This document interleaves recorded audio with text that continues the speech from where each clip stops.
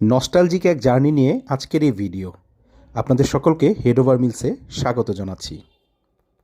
আজকে প্রায় 10 বছর পর আমি মুন্সিগঞ্জ থেকে ঢাকায় আসলাম লঞ্চ করে। বন্ধুদের সাথে কতবার যে লঞ্চে ঢাকা এসেছি, আজকে বারবার মনে পড়ছে সবগুলো বন্ধুর কথা। দুপুর 2টায় জার্নি শুরু করি। জনপ্রতি ভাড়া ছিল 70 টাকা করে।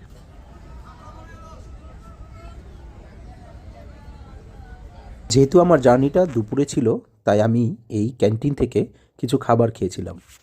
খাবার নিয়ে চলে যাই লঞ্চের ছাদে। সেইখানে যেয়ে আমরা খাবার খেয়ে একটু ঘোরাঘুরি করি।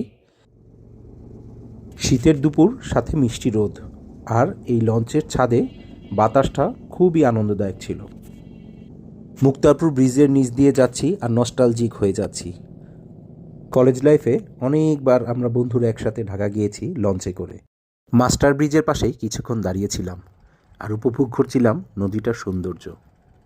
আমার ভিডিওতে মেনশন করুন আপনাদের লঞ্চ জার্নি পাগল বন্ধুটিকে। রফরফ 7 এই লঞ্চটিতে কেবিনের ব্যবস্থাও ছিল। যদিও আমি কখনো কেবিনে কোনো জার্নি করি নাই। আপনাদের মধ্যে কেউ যদি এই লঞ্চের কেবিনে জার্নি করে থাকেন, তাহলে এর ভাড়াটা আমাকে কাইন্ডলি কমেন্টে জানিয়ে দেবেন। স্মৃতিচারণ করতে করতেই ঢাকার কাছাকাছি চলে আসি। এই যে লঞ্চ থেকে দেখা যাচ্ছে সদরঘাট লঞ্চ টার্মিনাল। দুপুর 3:30-এ লঞ্চটি সদরঘাট টার্মিনালে এসে পৌঁছায়। এই যে আমি লঞ্চ থেকে নেমে এখন আমার গন্তব্যের উদ্দেশ্যে রওনা দিলাম। ভিডিওটি ভালো লাগলে দয়া করে আমার ফেসবুক পেজটি ফলো করবেন এবং ইউটিউব চ্যানেলটি সাবস্ক্রাইব করবেন। ধন্যবাদ। নস্টালজিক এক জার্নি নিয়ে আজকের এই ভিডিও আপনাদের সকলকে হেড ওভার মিলসে স্বাগত জানাচ্ছি। আজকে প্রায় 10 বছর পর আমি মুন্সিগঞ্জ থেকে ঢাকায় আসলাম লঞ্চ করে। বন্ধুদের সাথে কতবার যে লঞ্চে ঢাকা এসেছি, আজকে বারবার মনে পড়ছে সবগুলো বন্ধুর কথা। দুপুর 2টায় জার্নি শুরু করি। জনপ্রতি ভাড়া ছিল 70 টাকা করে।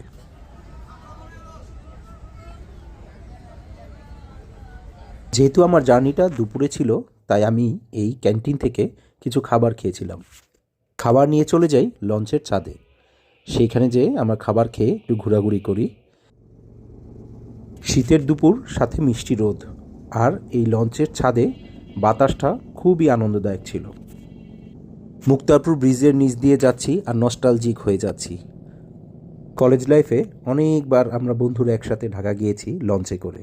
মাস্টার ব্রিজের পাশেই কিছুক্ষণ দাঁড়িয়েছিলাম আর উপভোগ করছিলাম নদীটার সৌন্দর্য। আমার ভিডিওতে মেনশন করুন আপনাদের লঞ্চ জার্নি পাগল বন্ধুটিকে। রফরফ 7 এই লঞ্চটিতে কেবিনের ব্যবস্থাও ছিল। যদিও আমি কখনো কেবিনে কোনো জার্নি করি নাই। আপনাদের মধ্যে কেউ যদি এই লঞ্চের কেবিনে জার্নি করে থাকেন, তাহলে এর ভাড়াটা আমাকে কাইন্ডলি কমেন্টে জানিয়ে দেবেন। স্মৃতিচারণ করতে করতেই ঢাকার কাছাকাছি চলে আসি। এই যে লঞ্চ থেকে দেখা যাচ্ছে সদরঘাট লঞ্চ টার্মিনাল। দুপুর 3:30-এ লঞ্চটি সদরঘাট টার্মিনালে এসে পৌঁছায়। এই যে আমি লঞ্চ থেকে নেমে এখন আমার গন্তব্যের উদ্দেশ্যে রওনা দিলাম। ভিডিওটি ভালো লাগলে দয়া করে আমার ফেসবুক পেজটি ফলো করবেন এবং ইউটিউব চ্যানেলটি সাবস্ক্রাইব করবেন। ধন্যবাদ।